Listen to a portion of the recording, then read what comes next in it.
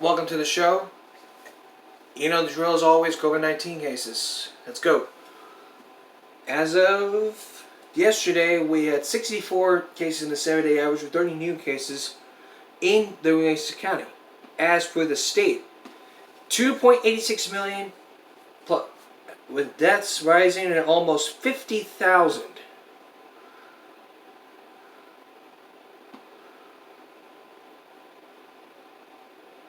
40,000, and as for the Oasis County, they're getting close. They're like up there to 41,000, with 764 deaths added. Total cases: 31.8 million United States. 567K have died. 141 million total cases. 80.4 have recovered. 3.1 million deaths. Vaccines. Vaccinations. 35.3 have had at least one dose. 6.5 million have been fully vaccinated. That's 22.6% of the population. What about California? 2,500 cases. 1,600 new cases in that one-day average. And what about for California? Again, 3.72 million, 61,006 deaths, 1.23 million in Los Angeles County, 23,648 in LA County. Vaccinations.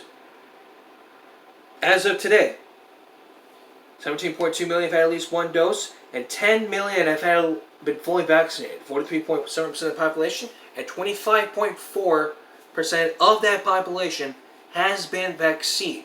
Experts say that if you get the COVID-19 vaccine, what you have to do is your responsibility is make sure you get that vaccine. There's been a pause in the Johnson & Johnson because of blood clot. If you're looking for that, then there's other COVID-19 vaccines on the spot. But until you get that vaccine, there are tips you still need to follow until this all blows over. Likewise, you need to make sure that you wear masks in all places. Grocery stores, restaurants, schools. Schools do not allow visitation, but if your school does, just make sure you wear a mask at all times. The mask should be right at the nose, not down here, nor at the chin. I know it's very difficult to breathe here, but you're just gonna bear with me. It's just a short or long trip to the grocery store until you get done with all the items. That's like basically the whole journey here to the grocery store. Social distancing. If your school decides to do 3 feet, it's okay. If your school does not do 3 feet, then they have to stay 6 feet. That goes with other grocery stores and bus drivers. Those bus drivers, all the buses are requiring social distance. You cannot sit there. And if you see signs that recommend that you have to wear a mask, and that's a recommendation. No arguing there. Just follow those rules.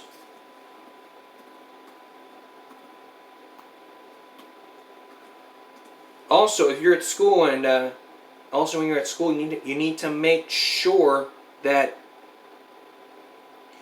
you sanitize your desk after, and I do mean after, before you leave.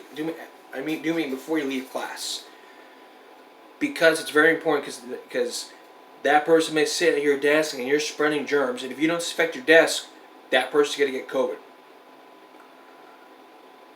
All teachers, every class, have disinfected wipes, paper towels, disinfectant spray, and hand sanitizers. And make sure as a student when you go in, and make sure you sanitize your hands, sanitation station, and follow the markings on the ground, and safely social distance. And always wash your hands every 30 seconds with warm water. The water should not exceed 110 degrees. And always use antibacterial soap. That will help out a lot. If your child's under 2, they cannot wear a mask, so they're able to go places without a mask. But if you have a medical condition where you cannot wear a mask, you need to let that person know beforehand. If you ride an airplane, you need to let the flight attendants or the owners know, hey, I have a medical condition, cannot wear a mask. Just let them know beforehand. That way they can understand, oh, he cannot ride because he has a medical condition. And don't go to those anti-mask protests. If you go to those anti-mask protests, I mean, it's your constitutional right to protest. I understand. But if you go to those, just remember, don't be doing assault. Don't assault people. Otherwise, you could be arrested for assault. And that can be very bad for you. I guarantee you this. It's on the news every day. There's been protests and riots because of those masks. And especially, if there's been a pause on the COVID vaccine, like the Johnson & Johnson, there's other COVID vaccines out that have been approved by the FDA. Just try to understand.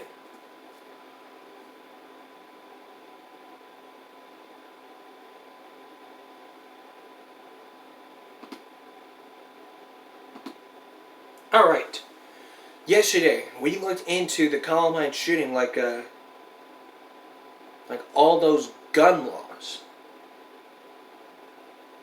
We looked at the myth that we looked at all those gun laws. We looked at how 2 men got those assault rifles during the shooting, before that shooting, from the previous owners. That was yesterday. Now, when we come back, we're going to look into gun laws that kill, and especially the question here: what can be done about school shootings? Some people suggest that we should have teachers carry a pistol. We're going to look at one school that explains it. That's next. For the past couple of days, we've been looking into the anniversary of the Columbine shooting by giving you details and asking some tough questions like, should we have metal detectors in our schools? Well, you'll find out now as we begin our top 10 list, starting with. But more about guns, it probably reduces crime. So let's take a look. Well, you'll find out now as we begin our top 10 list, starting with number 10. Gun control reduces crime. The horror of the shootings at Virginia Tech had many people talking about gun control. It's about the weapons, the guns. Where did the killer get them? They're shocked at how easy it is to purchase a gun. It is simply too easy to obtain a firearm. The belief that gun control prevents gun crime is why many were upset this spring when A bombshell court ruling could put handguns back in D.C. homes. a court threw out Washington, D.C.'s 30-year ban on guns. And that's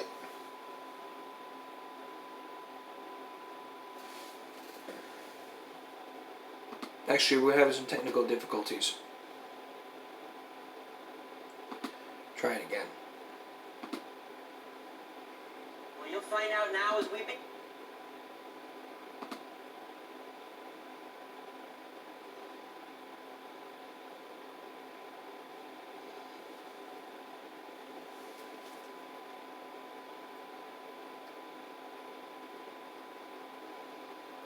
But there's still more. Gun control reduces crime. What does that mean to you? Take a look. Well, you'll find out now as we begin our top 10 list, starting with number 10. Gun control reduces crime. The horror of the shootings at Virginia Tech had many people talking about gun control. It's about the weapons, the guns. Where did the killer get them? They're shocked at how easy it is to purchase a gun. It is simply too easy to obtain a firearm. The belief that gun control prevents gun crime is why many were upset this spring when A bombshell court ruling could put handguns back in D.C. homes. a court threw out Washington, D.C.'s 30-year ban on guns. And that's outrageous, said public officials. More guns, very simply, lead to more violence. I don't know how anyone could be serious in saying that, because the gun violence went up when they banned handguns. Tom Palmer's one of the plaintiffs who sued D.C. over the right to have a gun. He's correct about gun violence going up. Since Washington's gun law passed, the murder rate actually increased, even while America's murder rate dropped. It's because guns can also save lives, says Palmer, as one saved his years ago in California. We were walking on the street, and this group of young men took really strong exception to that. They stood up, 19 or 20 young guys followed us, and they told us, we're going to kill you, they'll never find the bodies. And I turned around and showed them the business end of a pistol. Just pulling out the gun was enough to stop them. Yeah, it works. Merely having a weapon and being able to display it when I was threatened saved my life. Now, you may think that carrying a gun, as Palmer did, is illegal in most of America, but it's not. Many people don't realize that today in America, in about 40 states, it is legal to carry a concealed weapon on your person. And in those 40 states, there is no more violent crime or murder than in states where guns are restricted. The town of Kennesaw, Georgia, went a step further and passed a law requiring every household to have a gun. Did they then experience a crime wave? No. Well, after the city ordinance passed, there was actually a decrease in reported crime in the Kennesaw area, especially violent crime. Now, I don't want politicians ordering me to have a gun, and the law isn't enforced here. But townspeople we talk to like the law.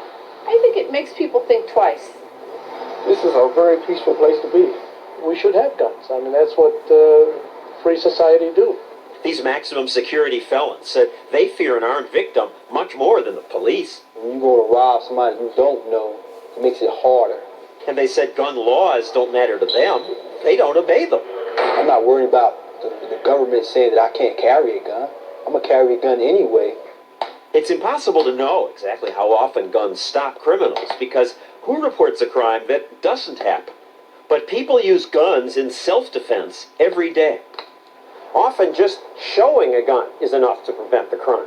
When robbers broke into Joyce and Raymond Papin's home and attacked Raymond, he yelled, "Get the gun, get the gun." Joyce did, and when the robbers saw it, they ran away.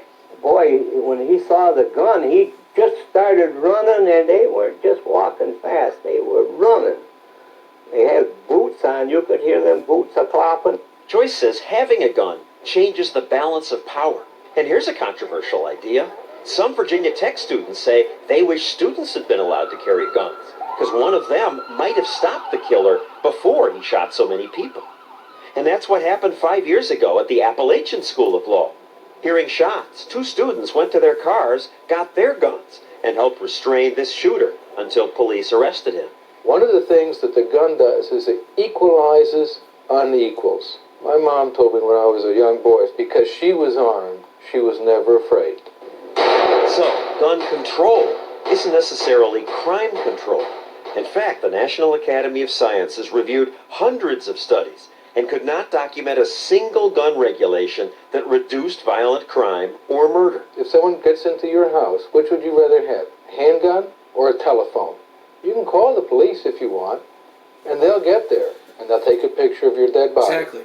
But they can't get there in time to save your life. The first line of defense is you. I agree. Which brings me to the next point. With what is the problem that can be solved with all those school shootings? As you just heard from college, those students could have just carried a gun. But in public schools, they have a zero tolerance against guns.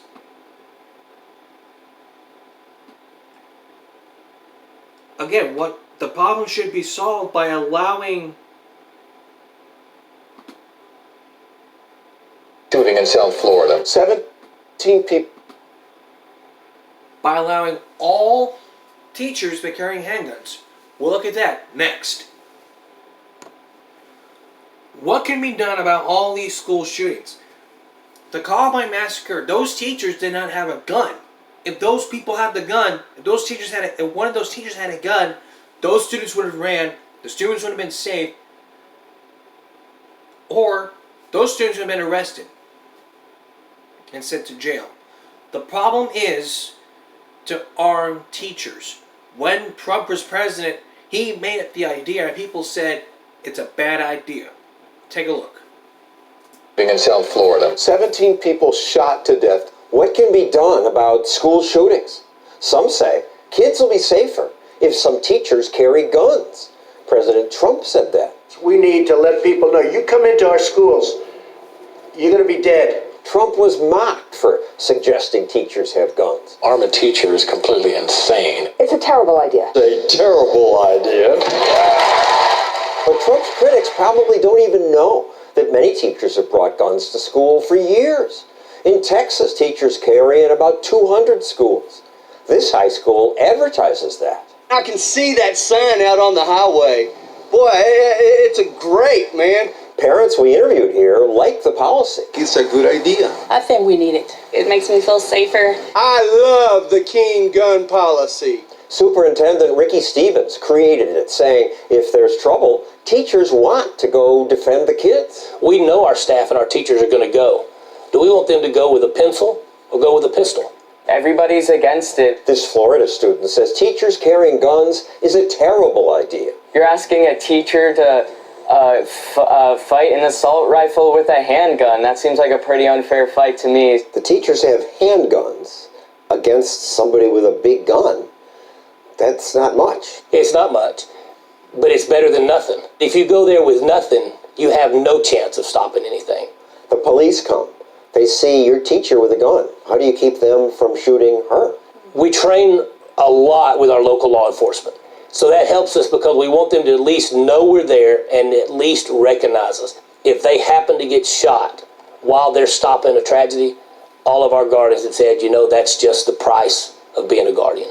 His teacher saw how during the Florida school shooting, the security guard waited outside. It made me mad. It's a reason she's glad she could carry her gun at school. You have to have a fighting chance if something should happen at our school. We hid her identity because she and the school don't want a potential attacker to know which teachers are armed. Are you carrying now? Of course. Many people say armed teachers create new dangers. Teacher accidentally fired a gun in his classroom. At this California school, a teacher mistakenly shot at the ceiling. One student was slightly hurt by falling debris. But that's the only incident we could find where a student was injured. Took a rifle to his... On the other hand, armed teachers have stopped school shootings. 16-year-old Luke Woodham has been arrested. When this student killed two classmates, an assistant principal with a gun held the killer at gunpoint until police arrived. We don't know how often armed teachers deter shootings. The media can't cover crimes that never happened. The media also distort what President Trump proposed. Donald Trump said teachers should have guns. Teachers should not be required to protect and serve and to teach. Required? No teacher's required to carry. It's voluntary. Those who want to bring their guns to school can. Here's another distortion. I really do not support the idea of arming teachers. Arming teachers. Arming teachers. A new federal program? That's not what the president proposed. Lots of teachers already have guns. All a school has to do is allow some to bring their guns to school. Exactly. At the Keene School District, however, Superintendent Stevens did create a new government program. The school purchases a gun, and then we give them and register them to our teacher. That way, he says, he can make sure all teachers have training on the same type of gun. Finally, as we ponder the best way to keep students safe, we should address the scariest myth. The epidemic shootings. Epidemic of school shootings. Despite what the media say, there is no epidemic of school shootings. No sharp increase. School shootings kill far fewer kids than driving, suicide, drowning, even suffocating. Why now? School shootings are not in a big uptick. Exactly right. But we prepare for them because if even one shooting happens, it's more than we would want. You're 10 times as likely to die suffocating. Right. I mean, you can't protect against all these things. No, but we do train our kids in school how to not suffocate and how not to drown. Certainly, Stevens' armed teacher program is cheaper than what my town does. New York City spends hundreds of millions of dollars stationing police officers in and around schools. Of course, here and in most blue states, suggesting that some teachers carry weapons horrifies people. They don't understand that a responsible, trained teacher with a firearm is better than having a teacher with nothing. Texas will definitely probably be leading the way when it comes to protecting our kids with weapons, and that New York would choose to go a radically different way. I'm glad that we live in a country where the local people can decide what goes on in their school district and not a bunch of people in New York City. It's good that America has 50 states. That allows experiments. Teachers in New York City may fear guns, but teachers in Texas can serve and protect. Exactly. And as John Stotson pointed out, 40 out of the 50 states can allow people to carry guns with no license. In some states, you gotta have background checks, no licenses. But in some cases, New York City has people fearing guns. In this case, however, if this were to happen, none of these school shootings, if those people in Columbine, if those teachers in Columbine would have had a weapon, and especially those at a restaurant. Now, how would you feel about going to a restaurant that would allow guns? When we return, we're gonna go to a restaurant in Colorado that allows staff to be carrying armed. You may be surprised. Stay tuned. Well, would you look at that? We're out of time here, but I know you promised you I wanted to show you the Colorado restaurant, but we're gonna do that tomorrow as we start our Give Me a Break special, 22 years after the Columbine shooting. That's tomorrow's Give Me a Break special. Throughout the half hour tomorrow, we're going to be giving you lots of details. We're going to tell you the aftermath of the shooting after all those years from Inside Edition, and take you to Colorado's restaurant where the staff proudly open carries handguns. I would show you a preview, but you're going to have to, but don't miss this special tomorrow. It is going to be a blast. That's all of us Digital Game Break Monday. A reminder, we'll see you again tomorrow for a special half hour about the 22nd anniversary of the shooting at Columbine. That's tomorrow. I'll see you then. Take care of yourself and each other. Until next time.